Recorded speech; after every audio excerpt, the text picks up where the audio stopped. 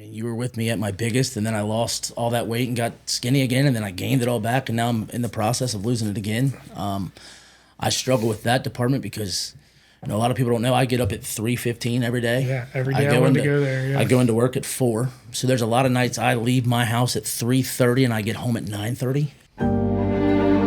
Welcome to the FocalFlip Podcast. Every week we take a deep dive into the mystery and stigma behind mental health and explore real-life stories of struggle and triumph. We aim to educate and encourage others as we bring together a diverse group of guests. From the streets to sanctuaries, classrooms to boardrooms, mental health does not discriminate, and neither do we. Prepare to laugh, prepare to cry, prepare to be changed. Let's get into it. All right, hey everybody, welcome back to the FocalFlip Podcast. It's your boy Mike, rolling in season 2 still. I've got some basically family here with me today. These are two amazing friends, legends in the Northern Kentucky area, especially with sports. They've become very good friends, like family of mine, like I said. This is Ryan Curtis, and this is his dad, Dan Curtis. What's up, fellas? Mikey, thanks for having us out, man. Absolutely. Love being here and enjoy you and have a great time with the camps, and thanks for having us. Hey, it's not a problem. It's kind of cool we made it happen. We've been chatting about this for a while. Yeah. I know. We've so it's kind of cool. We've been chatting about this for a while. So I'll give you guys a little bit of the backstory, and then I'll let them kind of introduce themselves and tell a little bit of their background, and we'll tell some stories that we've learned along the way, share some wisdom that we've gained as well, talk about some of our family dynamics, work dynamics, just those kind of things and how we make it all work. And that's what's fun about this. We've been trying to make it happen. We've become great friends. We've known each other since we were yay big. Yeah, a lot of basketball played. A lot of basketball played. So Ryan and I, did we first meet at Dixie Camp? I think so. Yeah. So we first met at Dixie Heights basketball camp. If anybody, for people who do follow our content, I've talked about how much I was in basketball camps when I was a kid. So in doing that, you guys can see that my community is with a lot of these coaches and former players and stuff from this area. That'll never go away. And a lot of that has come from childhood, just from playing. And so from this area, a lot of us leave, most come back, but a lot of people don't. They don't leave, we stay here. So Ryan and I met at Dixie Camp. I was a basketball junkie. I don't know exactly what really made us just hit it off, but I feel like we probably hit it off when we were just shooting around right before day one of camp, realizing we both could shoot threes. Yeah, probably having a contest or something. Probably hot shot. Something like that. That was my spot.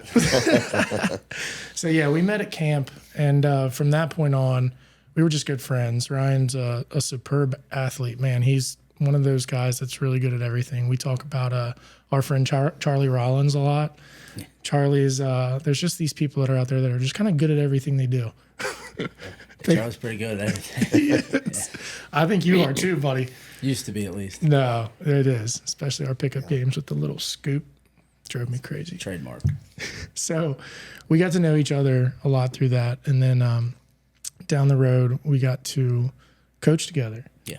Which was really, really cool. We got to coach together at Ryle under David McFarland, which Dan had mentioned earlier. We're going to talk about them a lot in this episode, actually, because they're great family in this community that I feel like don't get talked about as much as they should. I agree. 100%. So it's like one really, really cool family with the McFarland Basketball League and all of that. But yeah, Ryle was that was cool. That was fun coaching with you. I had more fun good time learning from you guys than I've ever really had. I didn't know what to expect when I first went in there. Yeah, I mean, when I talked to David about bringing you on, obviously your knowledge of the game and then our friendship, and I knew you on a personal level that you'd be great for the kids, and you did. You came in, you were exactly what we needed. Yeah, and it's fun to learn. I got that opportunity, obviously with my time with Nate and then with Greg McQuarrie and Todd Downs, and then shifting over with David and Travis Rasso. Yeah. So you just, as an assistant, you just kind of pick up little pieces from everybody and then mix it together and make it your own. Oh, I love it. Yeah. So Dan, we're gonna get into each of your all story a little bit here. Tell me about because my relationship with you came through Ryan. Correct. Right? And now we have kind of a cool relationship. Yeah. It's fun. It is. So Dan and I now work in McFarland Basketball League in the summer camps. We run the rebounding station, baby. Yeah, big tall guy like me. So David put us together, and I'm gonna tell you guys, like, I just strung up a great relationship with his dad. And Dan, you're an exceptional human being. Oh, I appreciate that. You're very really well respected in the area. Thank you. Your reputation is superb. Thank you. It means a lot. And I can tell you that because I know you're a Covington guy. I'm a Southern Canton County guy. Yeah. So if I can tell you that from Southern Canton County all the way up north, like, yeah, we're way up in Covington. Yeah, I know. But hey, I'm telling you, it's just what it is. So I respect that about you. Thank you. I and then that. The more that I was around you in these camps, the more I got to see you for what your true character is. And I just had even more respect for you. So this guy, real quick, because I got to get this out of the way. You already know where I'm going. I know what's coming. You already know where I'm going. Okay, I love basketball. This man is the best granny shooter I may have ever seen in my life. I appreciate that. And funny story is that Jarrett over here. Yeah, Jarrett's in the background giving the thumbs up, guys. We'll be playing horse, and he maybe had me on the ropes. Yeah. But all of a sudden, I go to the granny shot, and he goes like, "Oh no!" And then, then I win. I have to do the granny to beat him, though. He's a good shooter. Dude, it drives me insane. Jared drives me crazy. Okay, I laugh about it every time I see him during the summer camp for 2 weeks now. But what I'm telling you, it's fascinating. Yeah, because for me and my obsession of the game, and when you study history of it and you kind of watch how the game has evolved, and then you see it's really evolved now and changed a ton. So when you first hit that first granny shot, I was like, I literally took the ball, and I'm laughing, and I go, all right, do it again. I throw it to him again, and he goes right back into a routine, and he makes it again, and I laugh even harder, and I'm like, it's do it again. Yeah. It's fun. And I love working camp. First of all, David's camp is amazing. And you talked about Dixie. Donnie started at Dixie, and I actually worked some of those. And now, honestly, getting to work with you, I look forward to it because we work well together. And I think we're both really great with the kids, as Ryan is. And that means a lot at that age. Yeah. And, I look very forward to it every year. I call Dave and say, hey, I'm back. So as long as I can do it, absolutely enjoy it. Oh, that's awesome. I look forward to it. Yeah. David, we're back. Yeah, there it is. There you go. We're going to confirm it for you right here, brother. We're back. Yeah, no, I just thought that was cool because that's what I do professionally now is I can really see people's behaviors, and you can see who's genuine, who's not, and who's really pouring into the kids for the correct reasons and seeing development in that way. You're one of them, buddy. That's for sure. And it's hard to reciprocate that or hard to kind of mimic that across other people. So, I admire that. Ryan, you too, dude. Like, I'll tell you what was fascinating is more as our relationship grew here. You have a unique ability to relate with the athletes and with people. I try. I know typically the relational stuff, you see like assistant coach relationships and everything being like really, really strong. You're exceptional at it. Thank you. And I know that's just because it's who you are as a person, Yeah, and I'm still a kid at heart. Yeah. Right? So that helps. Yeah. That's what I noticed about you is like everywhere I went and coached, and now even when we interact a lot, it's still your relationship with every one of these athletes. It's special. It's unique. It is. That's half the reason I love coaching, right? And if those kids know that you truly care about them, the kid, not just the basketball player, they'll do anything for you. Yeah. And sometimes it's not just about basketball with them. Maybe sometimes it's something they're not comfortable talking with their parents about. And you just try to be there for them and give them the best advice that you think you can give them. Yeah. No, that's what's cool about you is because you would come in to practices, and before you would really mention anything about basketball, it was more of what is this person dealing with? Yeah. How are their emotions? Where are they at? What's going on with their social life? And I started coaching again this year, and I was a little reluctant to do it because I'm a relationship coach as well. Yeah. And when they said the Sports U app type thing was coming out, it was a little frustrating for me at first because I work with a lot of inner city kids. I work with a lot of kids who are better off, Yeah. And so they look to the genuine, authentic, good, solid coaches to kind of help guide them through life. And I felt like for a while that was going to block a lot of that. You know? It was definitely different. It was difficult. Now they've came out with different things to where parents can sign off different things. So that's made it. I mean, just from trying to get a hold of your player's perspective over the summer with all of our games, it made it difficult. Yeah, challenging. And those, certain players were like, Coach, I'll say yes or no, sir, on there, but that's about it. Yeah. So it definitely changed the dynamic for a little while. Yeah. Okay. All right. So tell me about, Ryan, tell me a little bit about your background. What has brought you into coaching now? So right now, Ryan is an assistant basketball coach for the Connor boys basketball program under Nathan Browning. I'll let him kind of tell you a little bit about his resume and background. But tell me kind of where all this came from, where you come from, what inspired this. I mean, obviously, I've always loved basketball. I've always loved sports in general. And the older I got, the more I fell in love with basketball, the game, like the analytics, the scheming, the just different ins and outs of basketball that I didn't really, honestly, probably care about as a teenager. Yeah. So when I left college, Nate Browning calls, and he's been my best friend since we were 6. And he says, "Hey man, I just got the 8th grade job at Ackerman. You want to come be my assistant?" And I'm like, absolutely.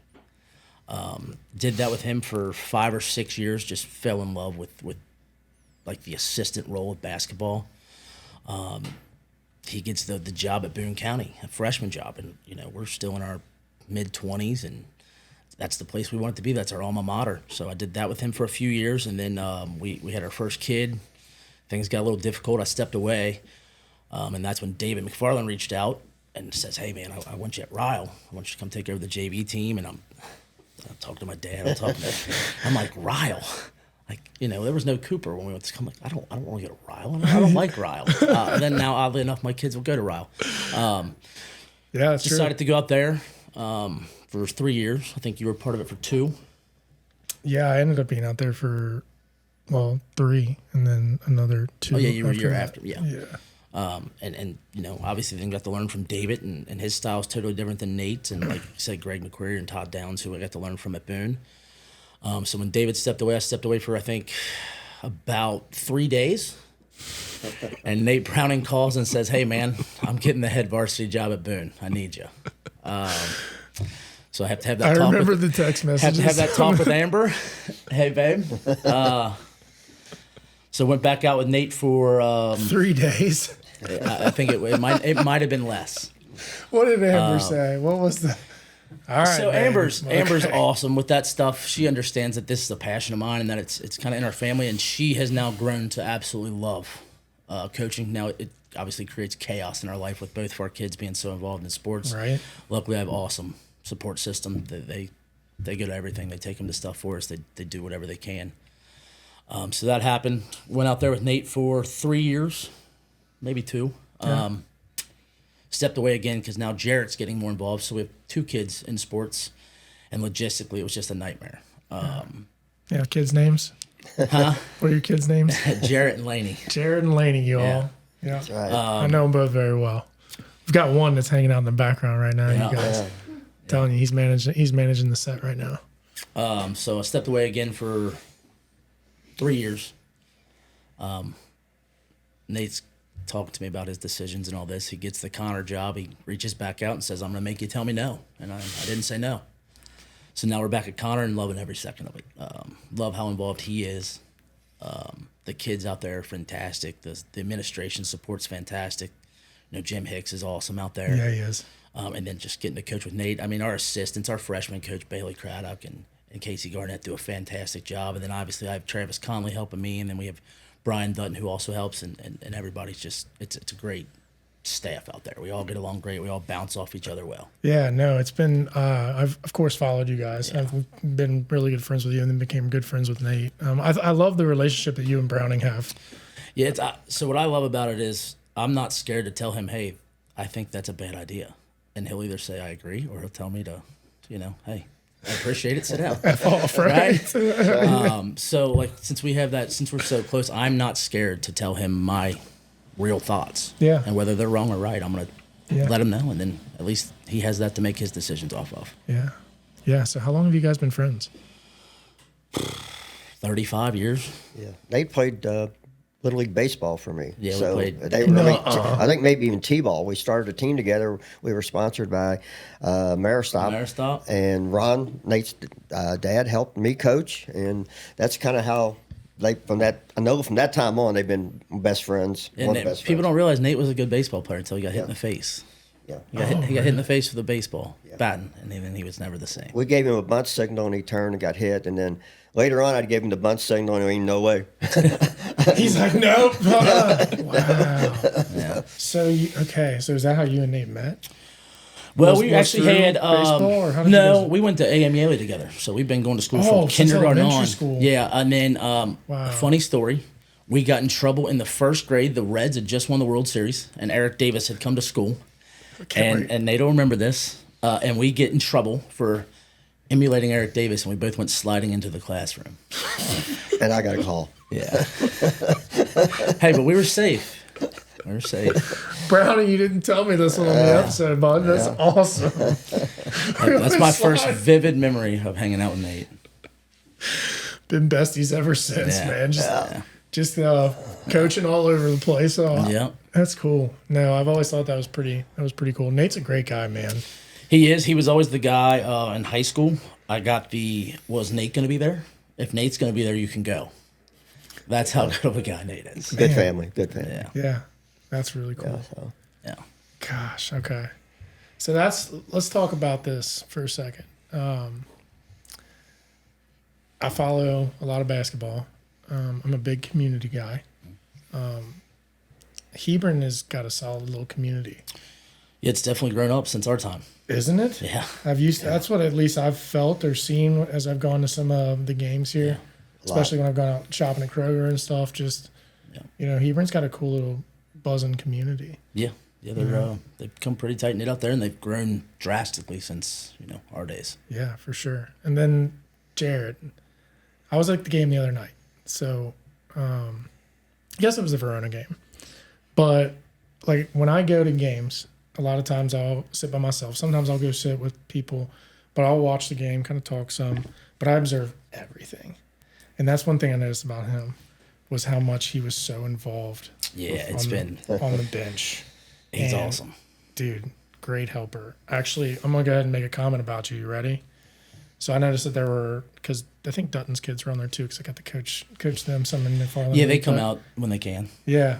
So I watched the bench get full over there, and then you were like helping and realized that we were out of spot, and you were like the first person to just selflessly go right up and right behind and position yourself right to where you needed to be instead of being right on that bench. And then I watched you and observed, and I had Elena with me, and you do a great job helping, bro. That's huge. This whole team stuff is massive. It's massive to be a part of it. So, like, to have that at a young age and have great dad and grandfather, like, to lead you in that, dude, keep it up. Thank you. You're welcome. Keep it up, because that's really, really cool. So, yeah, and those guys are awesome with him. They're awesome with him. Yeah, they are. Yeah. He texts with the players. Last year, I don't know, 5 or 6 of them came to his birthday party and didn't stay for 10 minutes. They stayed for 3 hours. They played kickball. They played basketball. They played wiffle ball. How cool is that? They show up to his flag football games, his McFarland games. And Dude, that's the stuff he'll remember. I remember that when I was a ball boy for Donnie at Dixie. Yeah. I never forget those days. This is stuff he'll remember forever. That's cool. See, I love that you have that, because those things meant the world to me when I played, because I was the same way. I was a Simon Kenton kid though. So for me, it was I idolized those kids, those guys. Like, they were my idols. And then to know, like, if I could try and earn that jersey one day, because I was this little when I was like, I want to play there. Yeah. And so the fact that you're just pouring into that, they pour back into you. That's the community type stuff. That's how you create solid programs, dude. Right? Yep. That's how you get dubs, too. He's like, Yeah. You got to talk about the popcorn at Walton, too. It's amazing popcorn. Self-proclaimed state popcorn. I bought 2 bags. I don't know if you'd left. I got the second bag. Yeah, I'm the popcorn raider for high school. Not a third job I have. No one's officially gave him that title. He gave it to No, himself. he earned it. He earned it, because that was one of the first things he mentioned when I saw him at that game the other night. was like, Mike, you gotta have this popcorn. It's one of the best Yeah, popcorn. it is good and good popcorn. So kudos to whoever makes the popcorn in Walton. How many bags of popcorns you have that night? Well, I had two. Yeah, two. Sure wasn't I three? could have had a third, but I thought you were gonna. I had to get three. cut off. That's impossible. I had to drive. I had to drive. That's awesome. That's awesome. Yeah. Well, that's cool, Ryan. Now, I appreciate you giving me. That was a great little background that you gave. I appreciate everything you do. You guys are fun to watch. You've always been amazing with me. And then we have, we're going to take a turn later on in our episode and we talk a little more about deep stuff. But that's what I've always enjoyed about our conversations is we can have real talk. Yeah. Like actual talk. Because we've had, our own problems in life that we've dealt with. We've talked about our own stresses and those kind of things. We carry a lot as coaches and as fathers and as leaders, husbands. Yeah. And a lot of that stuff kind of stays in, and we just keep showing up everywhere and connecting the dots. But like at the end of the day, I've been telling a lot of my kids, I'm up late at night talking to other coaches, and we're just talking about life. Yeah. Even after games, we're sitting down like, how do we get better? Like, what do we do? We laugh and cut up about these things, but then we start just kind of developing this real, raw relationship of just truth. Right. That's what I like, and that's what I thought was cool about you and Nate saying that. It's like I can be honest with him, and he's going to tell me yes or no. Yeah. Right. So, Dan, give me your background. Give me the story, the history, the legend that is Dan Curtis.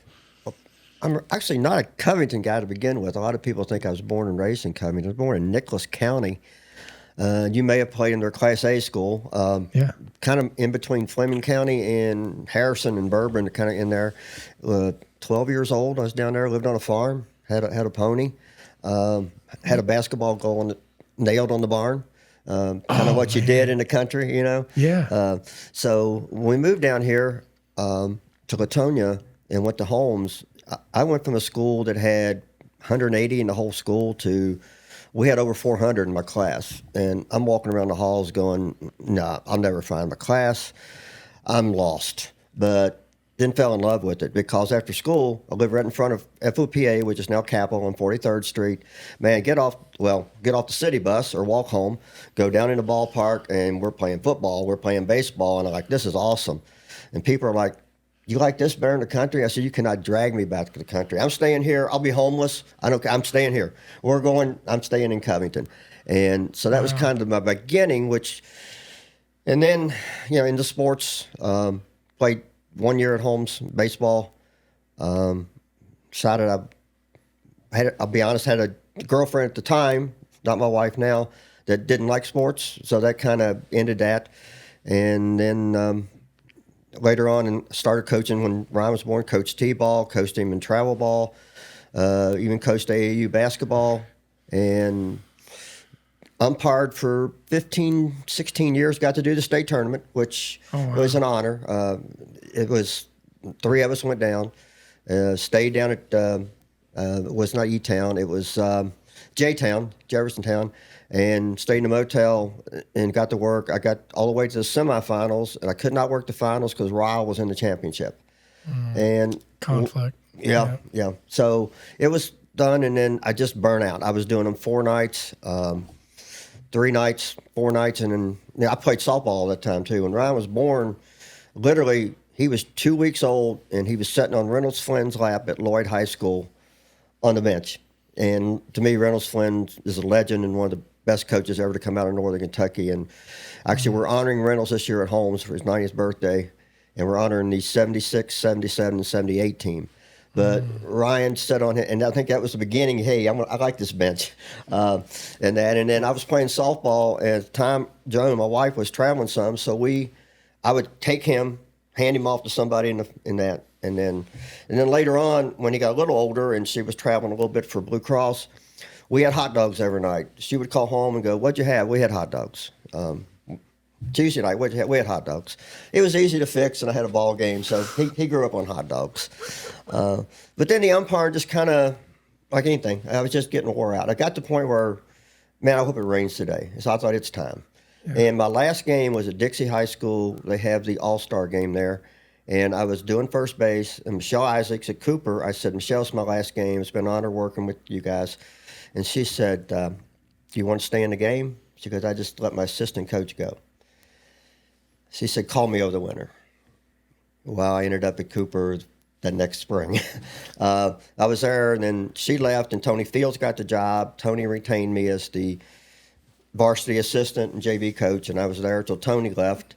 And ironically, it was maybe 3 days after Tony left that I got a call from Stan Steidel at Holmes, and he said, hey, I hear you're looking for a job. Man. And I said, well, I don't know.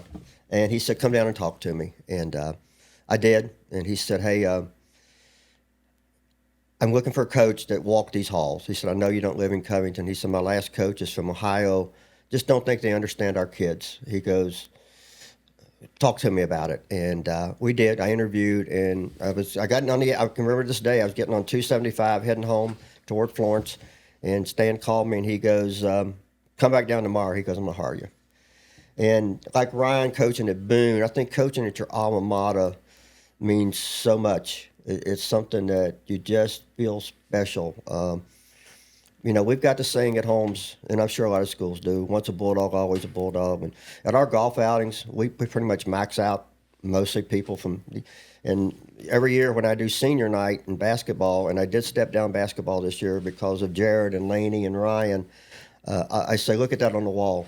It means more every year. Once a Bulldog, always a Bulldog, and that. And I absolutely love our Covington kids. And, we got the new ball field this year. We're so excited about that. It's generated a lot of interest. I had 32 kids sign up in fall, just sign-ups.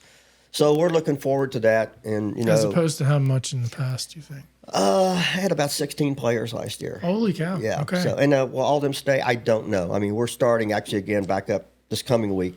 And trying to work, and that's excellent. Then. Yeah, I mean, that's double. Yeah. But I know I watched the interview you had with Sam, and Sam did call me. He goes, "Hey, I got the job at Holmes." I said, "Sam, I was not going to come back, but I will for you, 1 year." I said, "But my grandson, my granddaughter, my son, they're all involved, and you can't get that back. I don't want to miss all that. So, but I am filling in. I've been back down there behind the mic, and I'm still doing football. But that's kind of 22 years I was behind the mic at Holmes High School. 22 years. Yeah. So I've called a lot of games and oh my gosh, messed up a lot of names. So many questions though. Yeah. All the good players he got to see. Yeah, no kidding. Yeah. Okay, tournament. Hold on. Let's start. Ready? Here we go. Okay, 20. Whew. Jeez. Best player you saw come through Holmes. Best male player. He's gonna say Dickie Beal. I know he's going to say Dickie. We've talked about this in summer camp. A lot of people say Dickie Beal, and I'm with Dickie Beal. I'm with Doug Slomer, but okay, Dickie, Doug, Sullivan, Jack Jennings is overlooked. Jack Jennings, actually, Ryan loved Jack Jennings. Had a goldfish named Jack Jennings. Yeah, he used to carry him around the state tournament. Jack was just that. Charles Barkley type guy, and you either loved Jack or you hated Jack. If you played with Jack and rooted for him, you loved him. If you didn't, you didn't like Jack. But Jack was just so close to making the pros, and he just had that kind of tweener size. But he ended up going overseas, playing for years, and actually is up in Westchester now. Has a tremendous business. What year was he? I think Jack was 90. What was Gary Hume was here? He could just rattle off dates. I think it was 1990 was when Jack graduated. But yeah, watching Dickie Beal was just, people just showed up to watch Dickie. And Doug, went to UC. So we had a guy back to back, University of Kentucky, UC, two pretty good programs. And so He hasn't even mentioned the Johnsons, the Pittmans. I was going to say, let's go more modern. Yeah, more modern. Yeah, both the Johnsons, and of course, Ricardo's doing a great job down at Holy Cross. He's special, dude, man. Yeah, and Pittman, it's funny, we went up to Ohio U to watch Ricardo play against Elijah, because Elijah went to Marshall. So a bunch of Holmes people went up there and got to watch both, and it was pretty special. Yeah, I had Ricardo on my podcast. Did you? And that was my first time actually getting to meet him and get to know him. Love the guy. Yeah. He's wired different, man. Yeah. And he's humble. Oh, very, very. He's doing a tremendous job. Yeah, I think he's done an excellent job. Yeah. I didn't realize how good he was with relationships with kids. Yeah. He's solid with that. Yeah, the kids love him at Holy Cross. So Ricardo, Pittman, and who else? You got any other name drops on that? Because I'm telling you what, we had some dog fights down at home. There's been so many great players that came through Holmes. Yeah. I mean, it is a prestigious school with tradition and honor. Well, Beetle went to West Virginia. Yeah. I know Beetle and I are actually been talking over Instagram. Yeah, we're going to try to make something happen. So he was fun to watch. He was one James of the Beetle most passionate person. While the JV game's going on, he's in the back drilling a basketball. I mean, he lived with a basketball, and really, really good kid too. And those are just a few, and there's been so many. And I also MC the Hall of Fame. And, we're putting guys in from the 50s. And then also the guys from William Grant that people don't realize. So we've had a tremendous run with basketball. And I think down the road we'll be back. We got a pretty decent freshman team, and we got a pretty good 6th grade team, 7th grade. So look for the Bulldogs. Sam's doing, I think, a tremendous job down there. Sam got the players back. Was the key in that. And Sam is very passionate. He's like me. He was so excited to be at his alma mater. Yeah. So, I love how passionate, and he's also an emotional dude. Very tight with his dad. Right. He's a good guy. That's what I always love, that somebody from there. Yeah. Just because it means a little extra. Like you said, when you're coaching at your alma mater, like for me, a moment ago, I haven't coached in 4 years, 5 years, or whatever it is. And then I went to middle school at Twin Awful. Clearly, it's right up the street from here. But, when I was like, I want to come out there and help, like, it just, once a coach, always a coach. I feel like I'm never really going to not coach stuff. But when I went in there, it was like, and then my pictures from all 3 of my years are in the hallway. And so being able to sit there and go through these giant pictures and show my own teammates, like, hey, this is me, this is Brock, there's Reed, there's Nevs. Like, this was us, and now to be coaching there, it's kind of cool. Oh, yeah, it is. And then my 6th grade coach that I played for actually passed away not too long ago. So I was like, you know what? This one's for you. No matter what happens, it's just more of like, we wouldn't have thought I'd be coaching 6th grade ball. But I just thought that was cool because it's, coaching where you're from. Oh, yeah, absolutely. It means so. And I got to say, too, I think Ryan and I are both lucky that our wives understand. My wife's brothers played. If you have somebody that don't understand that you're going to be gone. She calls herself a softball widow because starting next week till middle of May, 3 or 4 nights, I'm in Holmes.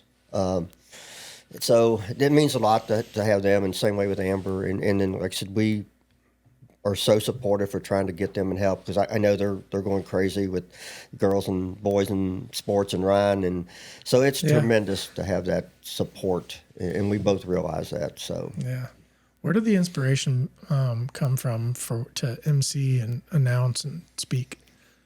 I was going to be a disc jockey. I had signed up to go to the Columbia School of Broadcasting to be a disc jockey. Oh, my God, you'd be an awesome DJ. My senior year at Holmes High School, CG&E at the time, which is now Duke, came to hire some city kids. And they interviewed 20, and they hired 10. And they said, you can work in gas or electric. They end up hiring me. I'm 18. I know nothing about it either. I figured I would fall off a pole or electrocute myself, so I checked the gas department. I went home, told my mom, and she goes, that's a lifetime job. So I ended up there for 37 years. And then I have had the fortune of doing some Friday Night Football back when Kevin Rendering and that group had their radio. I'd fill in, and I would do some Friday Night Football, and I think it was WCYN at the time. And so I did get to do a little bit of that, and just that into the announcing. And I was just at Holmes one night many years ago, and the announcer didn't show up. And I was sitting behind the podium there with Mr. Hune and that group, and they said, hey, will you announce tonight? 22 years later, I was still announcing. That's wild. And then I actually started out with the girls. Celeste Hill, who went to Old Dominion, tremendous athlete at Holmes, asked me if I would do the girls. So I actually started out with the girls. And then when she left, I flipped over to the boys' job. So, been there 22 years and seen a lot of good athletes and a lot of good coaches. I mean, it's been an amazing run. Yeah, it's kind of cool. When I started podcasting, speaking, and all that stuff, that is what's been fun is the people that sit across from me and the wisdom that I gain, the experiences that I get. It's been pretty cool. But I struggle. I have a fear of actually speaking. Wow, and so now I speak. It's so, Yeah, it's interesting. So I just find that fascinating when people say they want to do those kind of things, because everybody has a different meaning. Some folks like Steve Owens was just on Better Blend, and he's wanting to become a better polished speaker and all these other stuff where he wants to try different things. And so I just think it's interesting because I look at announcing and I get nervous. Mark Weary asked me to fill in for an 859 game not long ago. And when he first hit me up, I was excited, and then I was filled with nerves. Wow. Holy hell. Like, I'm not kidding you. And like, Mark's finding this out right now, but I was just like, oh no, I don't know. I can't do this. I can't do this. Wow, that surprised me. It was like, and that's where my mind went, because it was like, hey, you want to call SK Ryle girls game with me? And my thing was like, yes, like I love this. And then my next thought was, I'm not qualified to do that. Yeah, well, it was fun. It was cool, but it's unique when you do that, like live. For me, I get to record this and then put it out later. Right. So I still struggle with going live, all that stuff. So I just find that interesting. That's why I asked that. My biggest fear is the national anthem. If the band's not there, then I got to play it, because one year in the CD era, first game, I put it in, hit it, and it goes, oh say, oh say.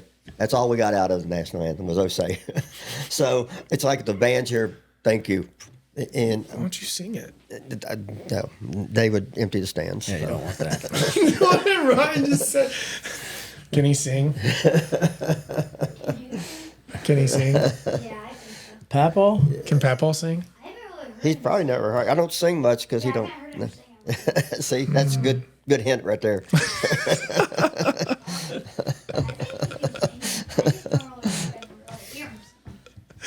That's awesome. That's awesome. All right. Well, let's chat. So clearly, number one, thank you guys for supporting my show. Oh, absolutely. And for always being good friends and, mentors to me too. So I'm grateful for that. I'm always going to be very loyal to those who love me and have always poured into me. So, did you know much about my story prior to? I mean, we've had some pretty good talks, yeah. so I had, I guess, somewhat of an understanding. I don't think I realized how deep it had gone. Yeah. So yeah, I've learned some things. Something of it. Yeah. It's I'm telling you that my whole reasoning for starting this thing was just because of that silent struggle that I went through, and which was really unique because I'm an outgoing person. I'm a competitor and an athlete. And so when I told you I had the fear of kind of speaking and doing all this stuff, this whole launch of my story in general was terrifying for me. That does surprise me. It was really, really scary. And it's just because I've always wanted, people to have a good, impression of me.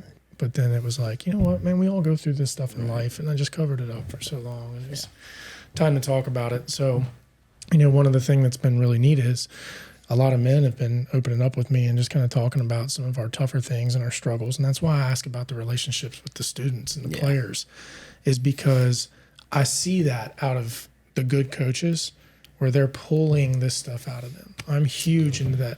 These kids need to be able to express. I don't care if it's sweat equity. I don't care what it is, but they need to have someone they can trust and they can love, and they can talk about these tough things. Because when I was in middle school, high school, I could perform, but I wasn't talking about what was really going on inside here. Yeah. I just wasn't. So then it was like a new thing now where it goes, okay, let's chat about this stuff. And then I had people say, hey, just stay in the mental health area. Don't bring on sports. Don't bring on coaching and all that. It's like, I get that from a business perspective, from narrowing a niche. But this sucker's... Yeah, those are the people that don't understand what, especially, like, I couldn't imagine being a teenager now. All this social media and all this stuff. Right? I think, what were we, the Nextel? Boop. We did have Nextels. Yeah. We were hitting Nextels. Then we We had Snake on the Nokia phones. Nokia. And then we went up to, Nextel phones. Yeah. Next thing you know, you're in the iPhone era. Yeah. Let Ryan tell you about our little football game we used to play. Was it Madden? This dude is like, he can't play any video games. I'm horrible. But somehow, on Madden, it was probably 2001. We always had 15 guys in the basement. he could come down and beat us all at Madden using the Philadelphia Eagles and throwing the same play to Brent Selleck over Every and over time. and over Couldn't stop it. and over. And you couldn't. I tried every defense in the game of Madden, and you couldn't stop it. So I had to listen to him talk about how he was better than us at Madden when he didn't have a clue. He'd throw stuff and leave. I mean, it was just like So mental health. There we go. So this guy was out here trolling you. What? Yeah. Just such a bad dad. He's a world-class troller, actually, is what a lot of people don't realize. Oh, I like that. Yeah. I like that. Some of the guys like Tony LeMay and then Nate could tell you. oh, you know, Tony. The Harris twins I do could tell know you. Tony, man. Yeah. I know Tony can play some golf. This is a classic. So we were kind of the house where they gathered. And, you know, most time you would say, hey, Ryan, don't embarrass me. Ryan would go, hey, Dad, don't embarrass me. So I walked in the basement and him there and Tony and some of them. And God love you, Tony, if you watch this. I walk in going, man, it smells bad. It smells like Up Dog. And Tony goes, what's up, dog? I said, not much, dog. What's up with you? To this day, I ran into Tony at a restaurant a few months ago. And he goes, hey, dog, what's up? Dad is the man. Dad joke guy. He's a big dad joke. Dad joke guy. It's awesome. Yeah, and I always had this saying, we don't want no puppy chow. It used to be a cheerleading Holmes ad. And I even talked to our cheerleading sponsor now, and she wasn't there then, but it would go, hey, we don't want no puppy chow because we're the Bulldogs anyhow. Woof, woof. And he had a home plate made up for me out of wood that says, we don't want no puppy chow. So, That's cool. yeah. That's cool. So what was the toughest parts in raising this guy? Actually, he's a good kid. I'm very, very, very proud of Ryan and the grandkids. Toughest part for me, honestly, seeing him leave reunion. We were tight. I mean, we played ball together, coached him, and it was tough seeing that car go down the road. I will be honest with you. Very, very tight and just very, very proud of him and his family. Really can't tell you it was anything super bad. Like me, sometimes I had to get on him, tell him about his grades. He was smart, but didn't always adapt. But I'll be honest, it's the same way with me. And I'm honestly that with the girls sometimes. That if they're having a little issue, I'll say, hey, life happens. Just get it right. You know, the most important thing you do right now is your grades.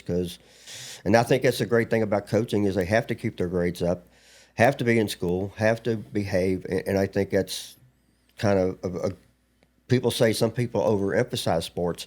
Like with this new field, some people are like, well, it's a lot of money, you know. I said, well, it also keeps our kids in school. It keeps our kids' grades up. It's something to look forward to. Now you're talking. So, but yeah, as far as Ryan, it's been no issue. Just absolutely. Probably a little over competitive at times. Yeah. Oh, I love that though.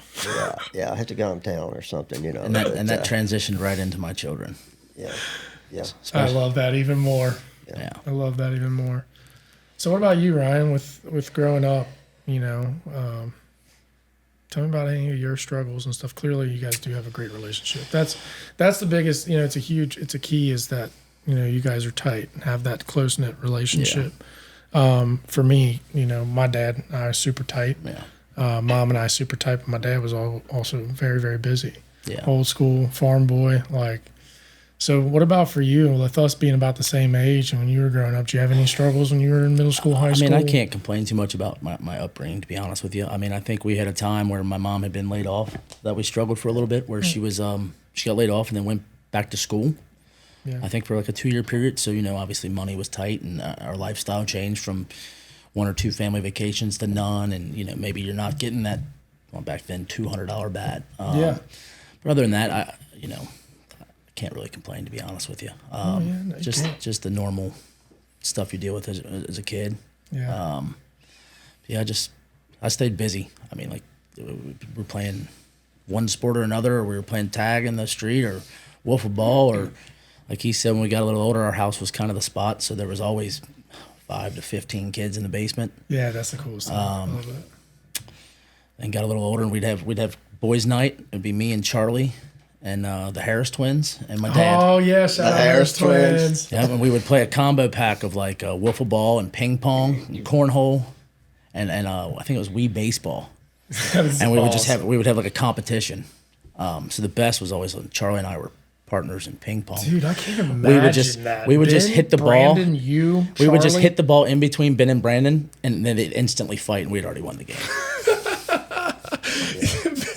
I hope they watch this episode, man. I love the Harris. I'll have They're to amazing. send it We to saw. them. They know I love them to death. Yeah. man. I've got They're so much many fun. stories of basketball bet. with those two. I bet Most competitive So- dudes you ever met on a playing field, but the best dudes all of them. they're amazing. They would do it. By far. But they are competitive. I mean, I have a hole in my old house, my first house that we bought. Ben Harris punched a hole in my garage wall from losing at pinball. Some of the stories I've told about Simon Kitten practices involve those two. Oh, yeah. Getting kicked out of stuff, Oh, yeah. dude. That's what, but I think, I don't know, I enjoyed that. And that's what was cool about them because they are the greatest, they're great human beings off the court, on the court, off the court. But they're just straight competitors, man. Super. And nothing's changed. Yeah. I saw him yesterday at the McFarland League, and it's like we're still 20 again. We instantly start talking trash to each other. We instantly just start clowning each other, and I love it. I think it's love great. You know who I started playing ball with at Northern was the youngest brother, Brian. Brian. Totally different player than Ben and Brandon, but Brian could shoot it. God, he could shoot. Yeah, Brian could shoot it. He could flat out stroke it. What about as you were getting? So I know as we were in, our friendship or whatever. What about as you got older? With raising kids and being spread thin like this. And do you have any tough things? Any health? I mean, obviously, yeah, health. You were with me at my biggest, and then I lost all that weight and got skinny again, and then I gained it all back, and now I'm in the process of losing it again. I struggle with that department because a lot of people don't know I get up at 3:15 every day. Yeah, every day I wanted to go there. Yeah. I go into work at 4. I work a 10-hour shift because I'm not a teacher. I've been at the same job 21 years now as of yesterday. There we go. So I work 4 to 2:30 at my job. I change clothes in my, in a changing room at work. I go straight to Connor High School. I get there by like 2:50. I'm there till 5:30. I shoot straight from there to his game or her game. So there's a lot of nights I leave my house at 3:30 and I get home at 9:30. So it's tough for me to eat right? It's tough. I definitely don't get the sleep. I get about 4 hours a day, and then I sneak in a nap at lunch. So that's more of my struggle.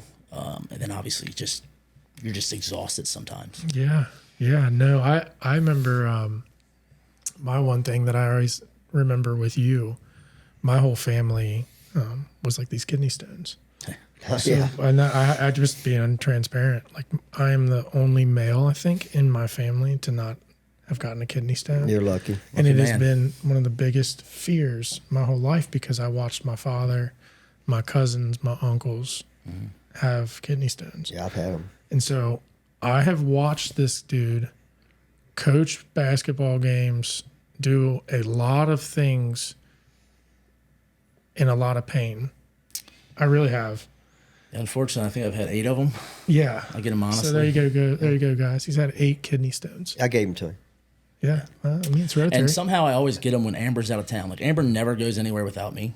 Yeah. But she went on a girls' trip once to like Gatlinburg or went somewhere, and it never fails. The last 2, she's been out of town. I've been in the bathroom with the hot water on with a rubber mallet. I know that sounds dumb, but you just want that little thing to move. You're hitting You're yourself. just trying to crush yourself, crush it You just yourself, want to huh? get it out of the. Well, sometimes they just move, and then all of a sudden you're like, oh, Yeah. I can breathe. Dude, I see. I've never had They it. hurt. I think I called him. I was probably 35. I'm like, Dad, you got to drive me to the hospital. Yeah, I was going to tell that story. They lived straight across from us, their first house. I remember we were And, we yeah. were actually And I don't know, 1 or 2 in the we were morning. coaching together. Yeah, I think 100%. maybe Laney just been born. They all couldn't leave. so. And he called me and put him in the car, and we're going up to St. E here in Florence, and speed bumps. I mean, I'm flying because I've had him. I know he's in pain. I hit a speed bump, and he goes, man, it feels good now. You moved it. Most expensive pee I've ever taken in my life, Mike. I'm like, Dad, take me home. I feel great. I'm like, it dropped. He said, no, we're going. I go in. I can't make this up. I'm in there 3 minutes. I pee in a strainer. Here it comes. And I get a $1,000 bill. But I told the doctor. So hold on. So this is how this works. Like that's how the sometimes. Can you guys tell me what is? Well, that's what I told the doctor, though. I said, look, here, I'm not even going to charge you for this. Next kidney stone guy you get, go out there, put him in your car, go over speed bump about 50 miles an hour. I said, no, go away. I said, that's a free one. Next one, I'll charge you. Yeah. No, sometimes they do. I just passed one probably a month ago that I've had for 2 years. But like I said, they get into certain spots, they hurt really bad. They get in certain spots, and you forget they're there. It's a rock. It's a rock. I mean, with little jagged edges, and if it's in the middle of your kidney, it's not hitting anything. Yeah, I forget where we're at, but I told him, I'm like, I'm pretty sure I'm about to pass a stone. I could just feel it. It dropped, and I'm like, oh my God, you know you've been passing kidney stones. You're just like, yeah, I'm about to pass this stone, y'all. Yeah, hey guys, I'm feeling it. About to pass the stone. That is just wild. That's foreign language to me. I know. I hope it stays that way because it's good. miserable. Yeah. How do I keep from getting those? Good The luck. last doctor told me some of it's hereditary, so I got it Yeah, I do naturally. know that. Stay away from soda. And then they said this area is just bad for the iron that's in our tap water. The water, yeah. So Okay. So I don't drink much pop anymore. Yeah, I'm about to change it. I'm telling you. 8 of them. That's wild. Yeah. That's wild. yeah, I gave him that, and I gave him high blood pressure. So other than that, we're pretty good buddies. Yeah. Got all the good stuff. Yeah. I think it's awesome. Man, we've been rolling for about 50 minutes here, fellas. What do you guys think so far? It's awesome. We different. really appreciate you having us, and you're just such a great guy. You always talk with a smile, and I thanks, think man. when people see you, it rubs off. And especially like in the coaching area, and even the little kids that we coach, is that. Yeah, I always love at camp because you guys are usually on one end of the court and my drill's on the other end, and we always have our clap offs at the end. I love it. It's fun, isn't it? great. I love it Yeah. too. It's great. Yeah, I did up. I'm a big energy guy, positivity guy. absolutely. You know, And- that's yeah, and we feed off each other. I think we work good together. I got to tell you one quick story from my homes in Cooper area. Of every year we have the new kids come in, the 7th, 8th, 9th graders, whatever, and I've got this thing where I take a bag of the Davies ranch dressing, put them in a rubber bag, and tell the kids that I make my own. And the young ones will go, they'll eat those, and they'll go, man, Coach, those are the best I've ever had. How do you make those? I said, well, you put them in the oven. I said, I put the ranch dressing on them. I'm letting them bake about 15 minutes. So, he's that serious. yeah. Oh, yeah. And so the seniors are rolling their eyes. But the young ones will come the next day and say, Coach, you got any more of those ranch seeds? Things are awesome. Can you make some more? Yeah. So I'll stop at Speedway on the way home and get some more. But they, in their mind. He just grabs some, cuts it, pours it in the Ziploc bag. Says, look what I made, y'all. Yeah. So that's one of my little break the ice stories with the new kids. I think it's awesome. Yeah. I think it's awesome. Dan, I'm grateful having you out here, man. I'm about to pull a little bit of a little rabbit out of a hat here on this last piece because we got a little bit of time left. I want to interview you. Come on, bud. Would you like to come on the show, Jarrett? Sure. Let's go. Like I told you guys, I was observing him helping the Connor basketball program, helping his dad, genuinely. And that's cool. That stuff for us as parents, as coaches, as leaders, that we all talk about a lot that we want to see in our youth Yeah. is that the love, the passion for being a part of something and being a part of that program. I think that's really cool that you want to do that, man. Yeah. So yeah, he helped in the background, got us in frame here. So when you guys see this on YouTube, the man that got this picture in frame is sitting right here in this red hoodie. So let's chat, my man. First and foremost, welcome to the FocalFlip Podcast. Thank you. So what did you think about having, did he call him Papaw? Yeah. What do you call him? Papaw? What do you think about having your dad and Papaw? What do you think while you're listening to them talk on here? They were doing great. Yeah.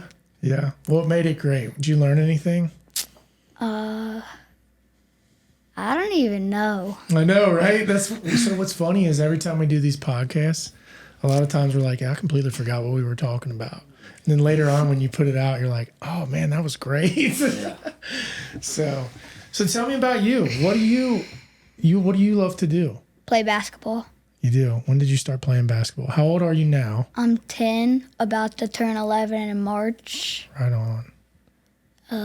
I would say I probably started at like 5 or 6 probably.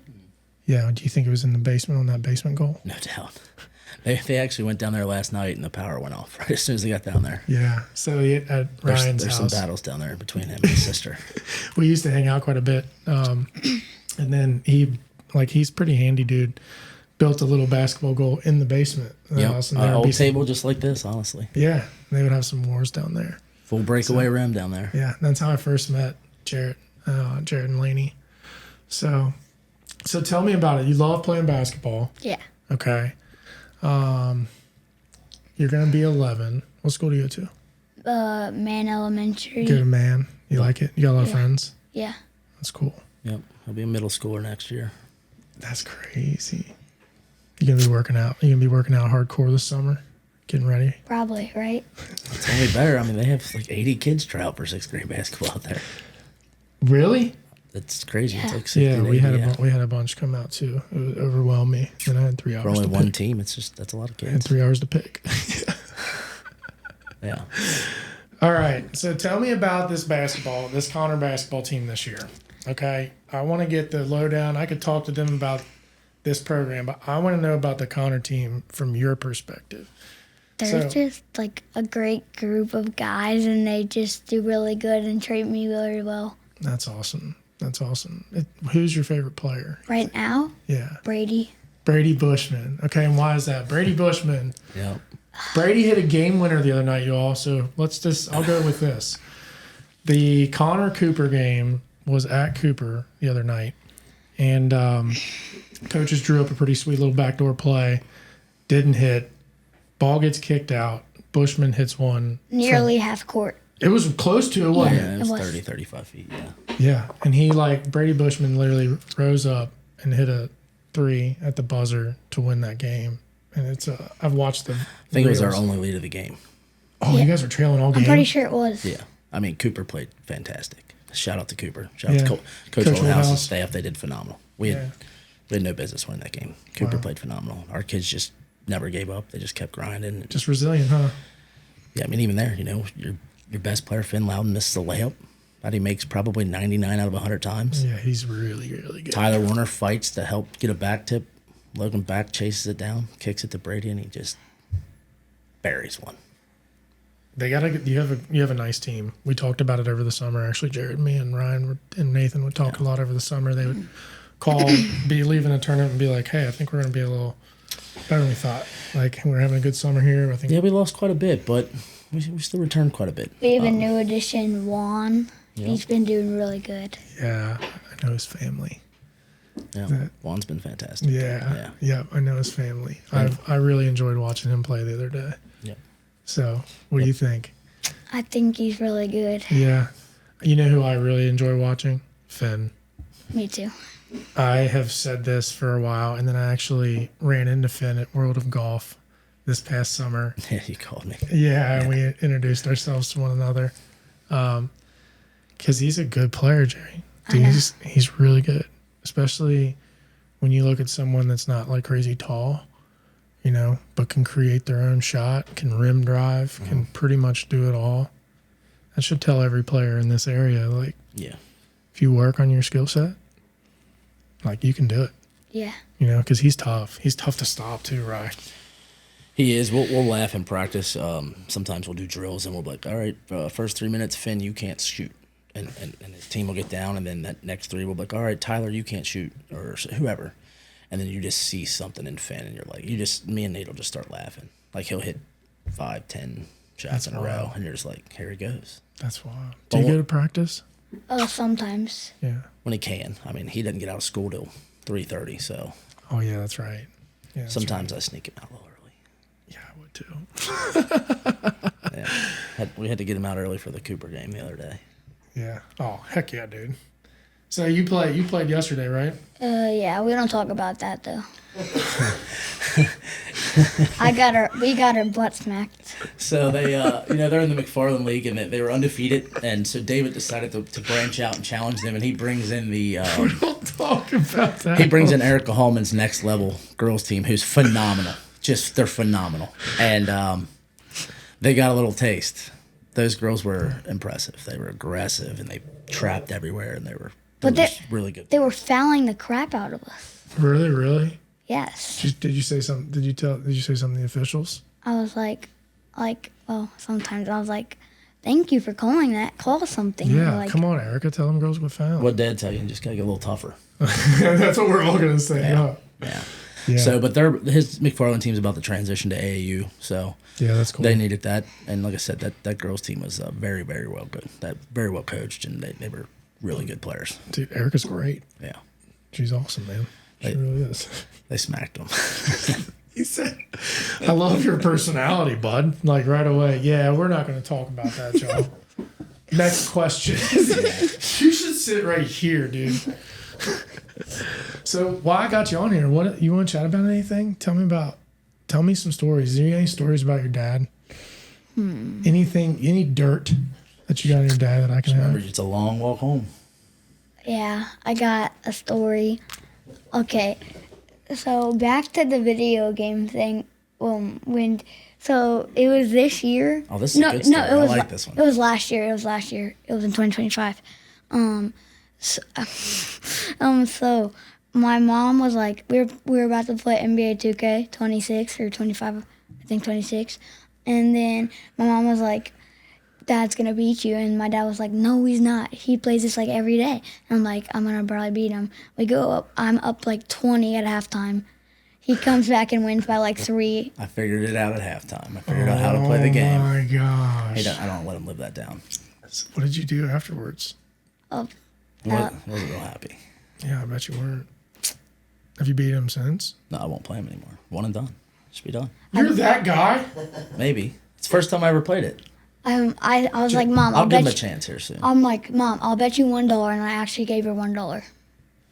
All right, here's the deal. We're scheduling the next one. Why? Because we're putting your dad on the spot right now because this is going to be aired. Yeah.